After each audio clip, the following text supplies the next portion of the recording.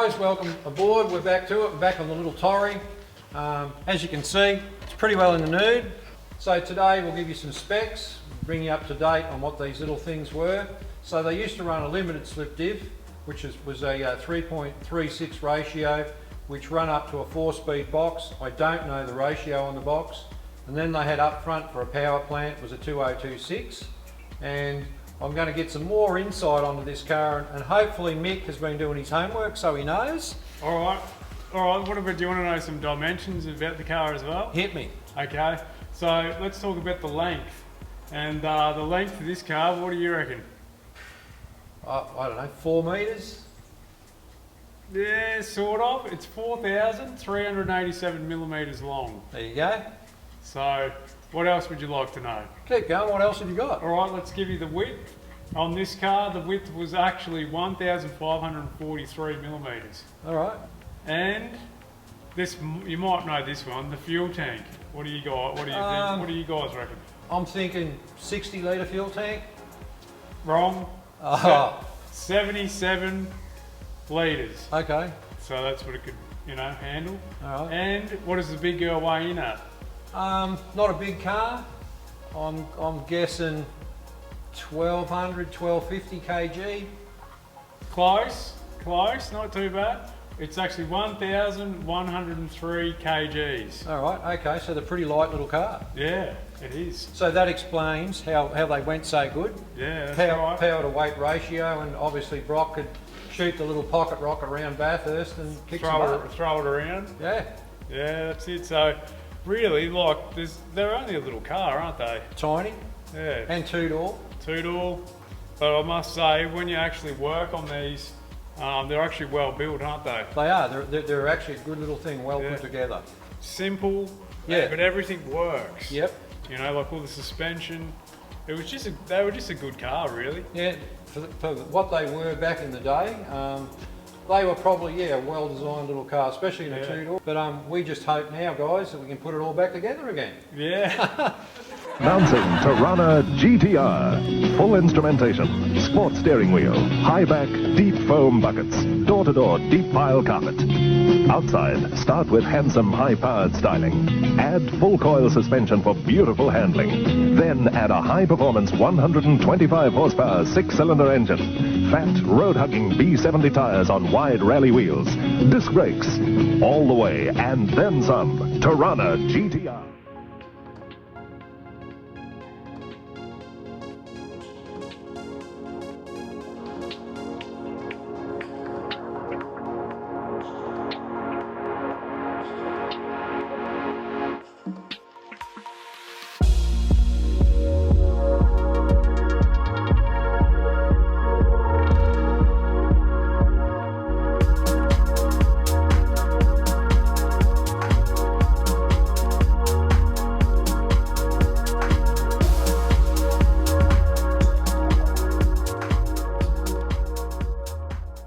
That was easy, that's all. That's more like it. Check that out. For a mess. Oh no. Joking. Have a look at that butchery in behind there. Oh yep. Wow. I didn't really think. That one, it's not even sitting level where they've chopped it off. Oh okay, so that's why the door's not fitting. My God, that's rubbish. Well, that's alright, nothing we can't fix. Mate, that's going to keep you busy for a few hours. Yeah, I'll be busy. I want to get this guard off. Yep. She's original, still got the factory spots. Yeah, that's good, hey? Yep. Nice. Alright. I've just put a little bit of 80 grit, run that over there to find my spot welds, and then I'll go over it, center punch them perfectly in the middle.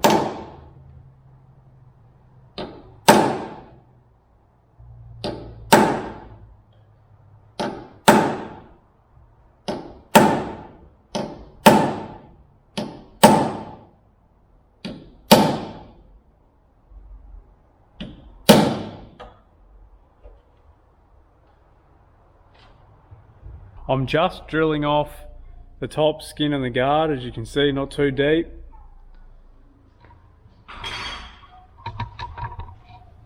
Hay poles.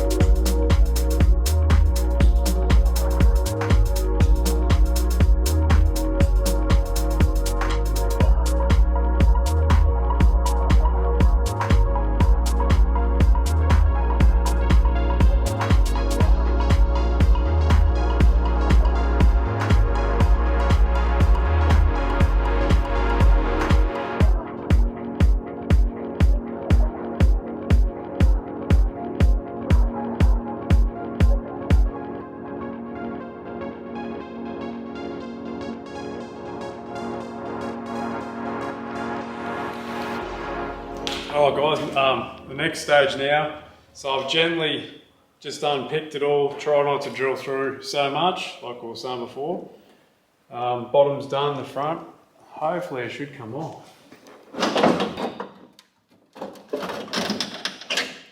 She's off. There you go.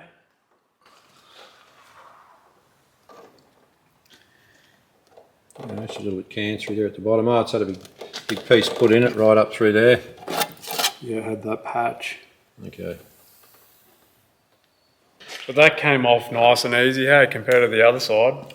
Yeah, so what have we got in under here? Let's have a look.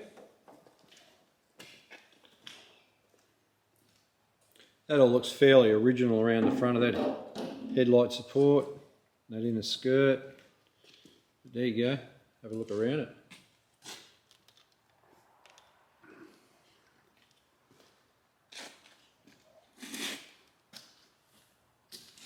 You can see where I was talking about here, not drilling through that pillar. Bit of rust there. That's going to have to be all patched up. What's your bottom of your sill like? Oh wow, how's, how's the patch they've put on that? They haven't even tried to fill the end of it in. Wow. Oh, it has too. Check it out around this end. Oh, they've just left it? It's left it, my God. Like they haven't even bothered, they've tacked this little bit on and nothing. Have a go at that. They put this little bit on here and put nothing else anywhere. Haven't even bothered to weld this to the front of it or tried to do anything. Good work, guys. Man.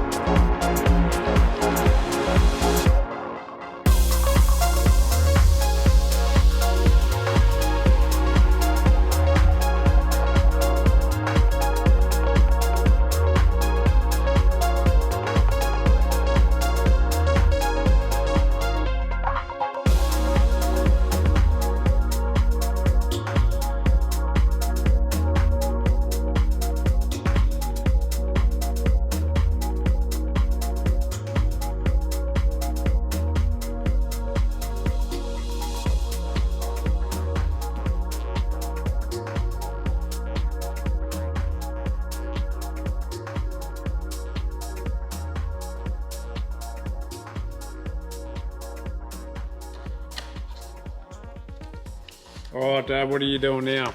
Well, as you can see here, I've cut the inner and outer of this pillar away because this hinge plate was basically floating in mid-air where they just butchered everything and tried to weld it from the inside.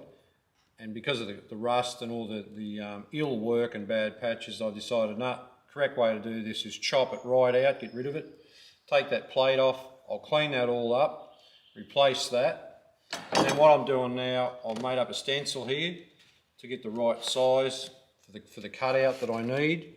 So I'll mark this and fold it up to give me exact right folds for this. And then when I've got that made, then what I'll do is, the way I've cut this out, I've deliberately cut the inner a little bit longer. So when I make my inner piece, my inner pillar piece, I can then sit it in and I'll be able to weld it nicely for the inner. And once that's in, then I've got plenty of room to make the outer one up, sit it over the top of this one, and then I can run a nice weld right around that.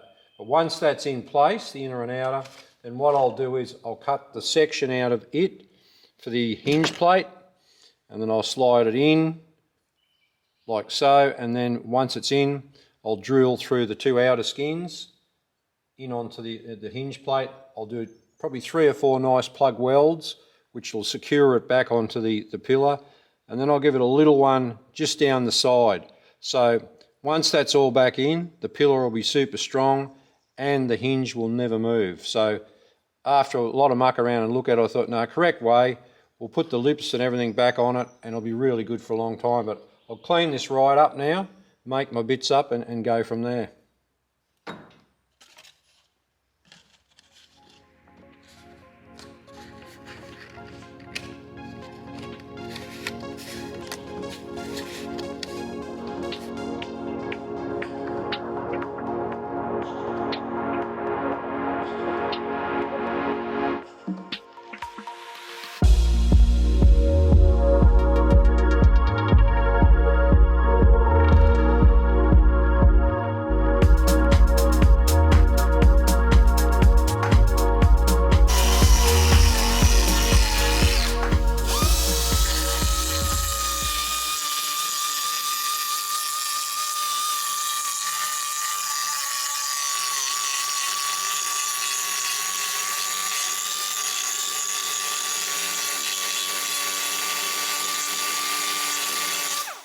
How's it coming up, Dad? Right, or it's looking better?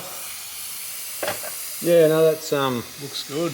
that's come up pretty good. I've just welded that inner. Yep. I've got it in nice and square. It's sitting in there really good. I'm real happy with that. So I've just gone around, cleaned up that little weld that I've put through there.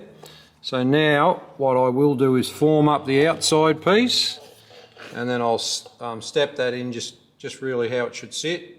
I like to leave about a couple of mil gap, because that way it's good penetration. You can just lay that weld in that gap and it becomes one really, really nice and strong, and you know it's well and truly welded in again. Yep. So that's the way I like to do it. And then when I put this one in, I've done the same for that, allowed that bit of a gap, and you know it's got good penetration right in there again. Yeah, it's right. So once I put the outer one on, then what I'll do, I'll do about 3 or 4 possible. I'll stagger some plug welds for the outer onto this inner skin, and then when I've got that where I want it, then what I'll do is where this hinge plate goes, I'll actually work out where that's got to be cut. So then I'll cut a piece out of there, slot that out, and then I can just put that hinge plate back in. And then when it's in its right position, when it's sitting in correct, what I'll do then is I'll do about 3 decent size plug welds through the 2 skins in onto the hinge plate, and then I'll give it a nice little fillet down the back of it when it's sitting exactly where I want it.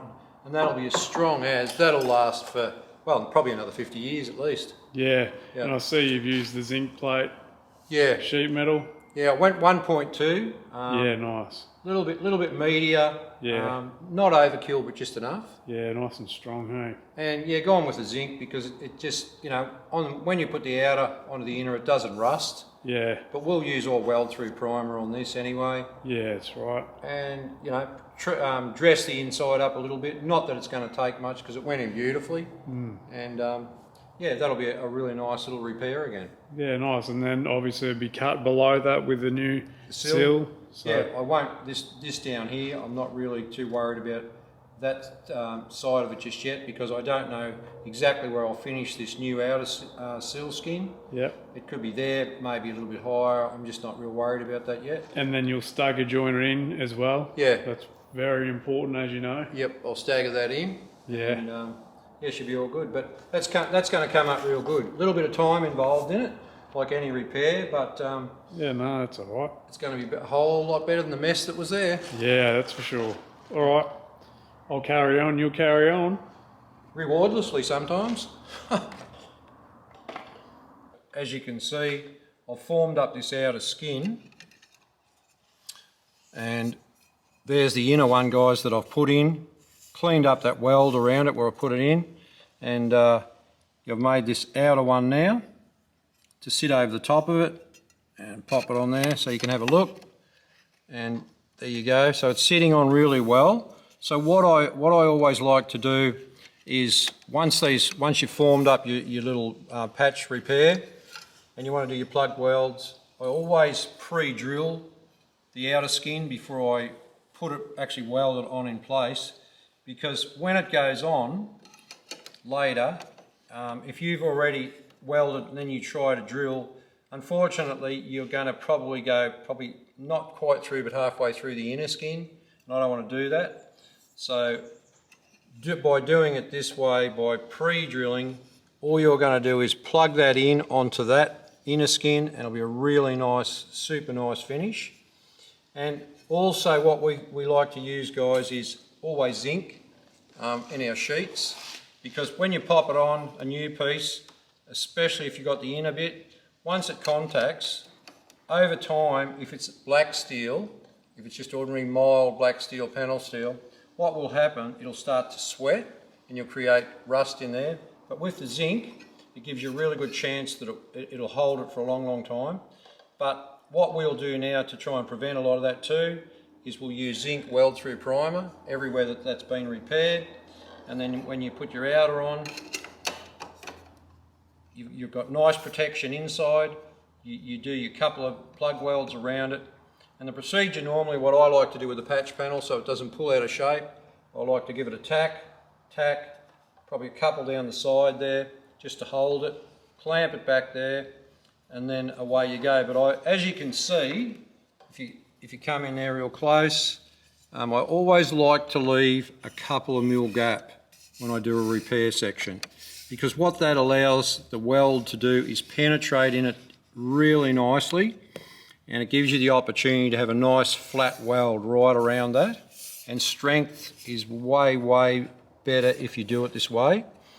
And then always, this is how I like to do it anyway, guys, like places like here along this pinch weld, I always leave it a bit proud, because once that's put in place, I can then run the 1 mil down that and trim that up, and that'll be an absolute precise finish. And as you can see back in here where I folded that, once she's all welded together, that'll marry up beautifully with that line. It'll look factory. Same here, it sits absolutely flush with it all around. And as it comes down around this end, that'll weld in really nice. So once it's all dressed up, after it's welded, that will really fit good. And the thing is, with it, there will be no body filler. That'll be just epoxy primed over that. Thing will be absolutely spot on. Last for probably another 50 years at least. And always too, guys, another little hint, use your weld through blanket. Your weld proof blanket, which is actually cowhide. The weld won't penetrate, you won't get sparks, and it's just a safety thing as well. But always, when you're doing something like this, be mindful of what's going on the inside as you go.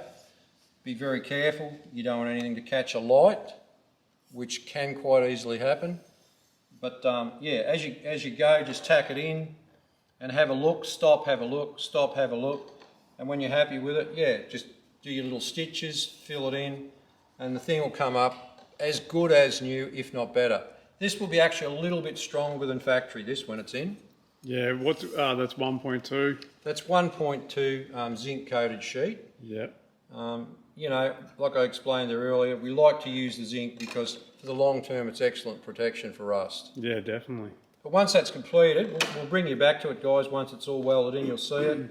And then what I'll do is I'll chop the slot out here for the hinge plate to fit in. I don't know where that exactly has to be yet. I'll do some measurements and I'll do a nice little scallop there. And then what I'll do is with the hinge plate, I'll then plug weld it from this side and it'll end up very, very strong because that's what your door hangs on. You want that correct. Yeah. So true. That'll work out well, guys. Nice.